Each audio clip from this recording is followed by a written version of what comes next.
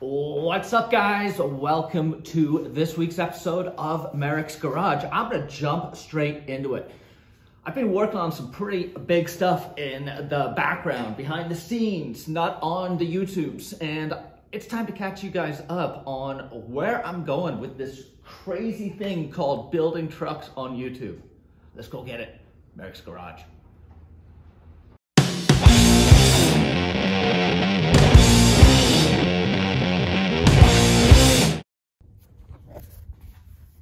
We're gonna get to all of the goodness with the burr because it's really close to being done. But sit tight. I want to hit you guys up with all the news that I've got, and subscribe. I'm not gonna bug you again. This is the only time, but if you could subscribe, that would do me a solid.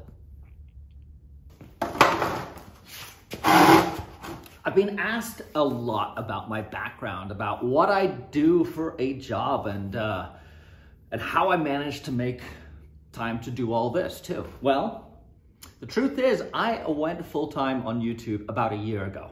I kind of kept it under the radar because I didn't think it was that important, and I honestly wasn't sure I was going to be able to make it stick. You see, COVID came in, and much like myself, much like everyone else I should say, it threw a hand grenade into my line of work. For the past 15 years, I've been in sales, medical device sales specifically.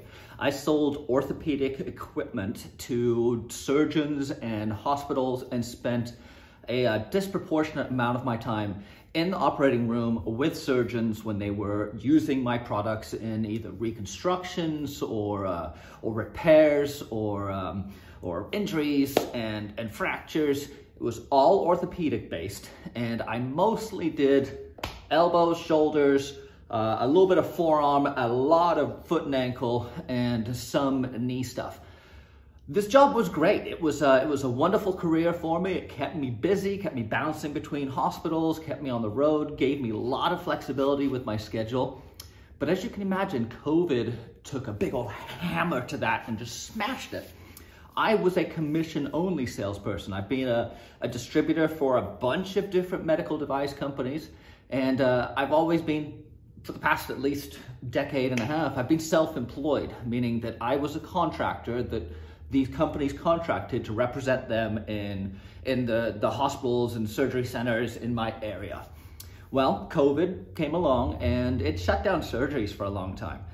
And that was kind of the final blow for me. I've been working on this channel for a long time. I've basically been doing the side hustle. Channel was a side hustle that I started doing to kind of give back, you know, the LS swap information and what high steer looks like, and, you know, how to build a bumper, just the basic stuff that everyone kind of starts with.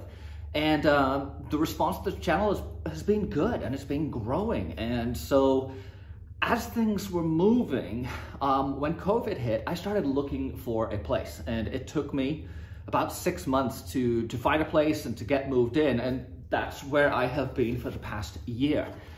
And sometime in June, August of last year, I decided I'm done. I can't go back to just the everyday hustle and struggle and commission-only life that I had lived for years. It's gnarly. It was really gnarly. I had a blast doing it. I mean, being in a stressful environment, you know, detailing and teaching and advising on technical procedures to incredibly gifted surgeons was a blast. I did a lot of total shoulder replacements. I did a lot of elbow work. I did a lot of foot and ankle, and all orthopedic. So it's just hanging out in a different garage. Instead of a garage with a truck behind me, it was a garage with a human being on the table that we were repairing something on. So that's what I used to do. For those of you who've always wondered, I was in medical device sales. Well, I did the side hustle thing. As you guys know, you've been watching my channel for a while. I've been doing the side hustle, and it has now become my main hustle. I have completely removed myself from the medical device and orthopedic and surgical side of the equation, and this is what I've been doing for the past year. I've been building trucks, documenting, making videos and building seat brackets and selling them and all the other things that you guys know that I do. And it's been great. The seat bracket business, and for those of you who aren't familiar, I produce and manufacture a seat bracket that goes in the front and rear of a Blazer, square body Blazer, that allows you to put late model seats in. Either like up front, the seat brackets allow you to put a late model GM, late model European seat onto this base bracket that I provide that allows you to just basically bolt stuff into your truck. Same in the rear. I've got a bracket that takes a third row out of a GM truck and puts it into a square body Blazer with no tools really required. I've sold several hundred sets of these things. It's been fantastic. It's essentially what has funded this channel's development for the past, I don't know, 3 years. As the sales of the brackets have done well, it's given me the opportunity to buy more equipment and to ultimately get into a place like this. So why am I telling you all this now? Well, things continue to grow and things continue to get busier and busier, and I'm just one person. The interest and excitement in square bodies is at an all-time high. I know this. I've been watching the market for years. I've seen prices go crazy. I'm seeing all these amazing builds coming out of custom shops, and I'm seeing just a renewed interest in all things square body. And I feel like I'm poised to take advantage of that, to really fit that need in the market. I know these things intimately. I have great sources for vehicles and parts. I've got all the stuff figured out on how to build them correctly and make them perform well. And if I can contribute to the resurgence of this classic body style behind me, then I am all in. And so to that end, building more of these things seems like a natural progression. I love building them. They're getting better and better each build as I take lessons learned from the previous build and apply it to the new build. And so yeah, I'm gonna be building more of these. I'm gonna be building a Blazer and a Suburban, I think. I haven't totally committed to that yet, but I am gonna be doing 2 more squares that are gonna be for sale. Now, they're not gonna be cheap. This is not gonna be, I'm just doing an engine swap and rolling out the door. I'm gonna be building them to the level that I built this guy, if not higher. And just to give you an idea, the parts list on this is coming in around maybe 75 to 80K. It's a legit luxury truck at this point with a heavily patinaed paint job. But anyway, I'm gonna be building these trucks. They're gonna be for sale. I'm gonna be documenting everything on the builds, much like I've done with this, but I'm gonna be doing it in a bigger place. That's right. I physically can't do much more in the space that I'm in currently. It was a wonderful progression. It was exactly what I needed at the time. When I moved into this shop, I was moving out of my driveway. So a roof, doors, a lighting, this was next level for me. It has had some drawbacks. I mean, having one lift in the shop means that once the truck goes up, it doesn't come down till it's finished. And so I'm only able to really work on one thing at a time. I haven't spun a wrench on the Blazer in probably 4 months, just because I haven't been able to. And so I'm kind of handicapped by the space that I've got. Part of the reason this build has taken as long as it has and it's been as brutal as it has is I've had to do everything. I couldn't pull the frame out and send it off to some sandblaster and get it powder coated. I had to do all the work. I couldn't roll the body out and send that to a body shop while I was doing all the stuff underneath. I didn't have the resources. I didn't have the extra set of hands to help me do all that. And that's the next stage that I'm moving into. I'm gonna be picking up some help here. I'm hopeful. I've got my eye on a certain gentleman that has worked with me in the past that I would love to come alongside and help me to build these killer things. I'm gonna be moving to a much bigger building in an awesome location here in town. And I'm just, I'm incredibly grateful and incredibly excited for what the next 6 months to a year hold. I haven't ever really publicized the location of this place just because it's so tiny and small and there's no parking and it's pretty much just a 700 square foot garage in an industrial park. But this new place, I want to build a compound and we're going to have the space and abilities to do it. It's amazing. I don't know how else to say it. It's amazing to chart my journey through all this and to see the opportunities that I've been blessed with. And so I just want to take a moment to thank you guys. I would be remiss if I didn't acknowledge that my partners in this are all you guys watching. Anyone who's ever bought a bracket or clicked on a video or subscribed or sent me an email, you guys have all helped bring me confidence, bring me the reassurance that I was on the right path. And I'm looking forward to taking this next leap into the unknown of building killer trucks. It's a wild time for me. It's been crazy. It's part of why I needed to get the arm fixed. I need my arms to be good. I physically can't do this work by myself, and I physically can't do the level of what I've been doing. I'm 45 years old. I've been hard on my body my entire life. And when I was building my Blazer, I used just stubbornness to get through. And with this too. When my arms or back or knees would hurt, I would just say, shut up and just keep hammer down because it's not gonna build itself and I can rest tomorrow. Well, it's time for me to rest a little bit, to finish up healing, to step back from the just 24/7 grind of turning these trucks out, which is why I'm going to bring on some help, someone to share the burden with me. But why should you guys care about this? Well, I'm going to be building square bodies, and you guys love square bodies, but I'm also going to be able to develop more areas of the Merricks Garage ecosystem.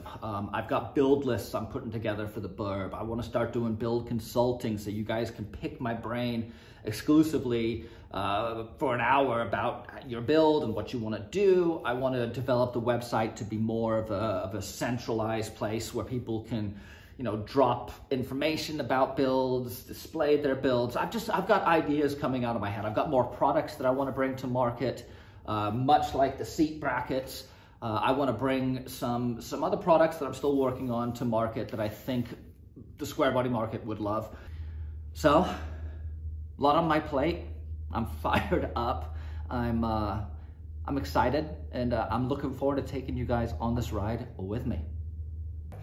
So where do I stand with the Suburban? I know it doesn't look like it, but it's actually very, very close. I wanted to get the frame and everything, because as much as I could, plumbed, dialed, bolted in, everything before I drop the body back down, because it's just easier that way. And so the plan is when the body comes back down, I'm just going to be hooking things up, like throttle cables and you know, some gauges and steering lines and brakes. But the rest of the truck, it's oh man, it's like 99% done.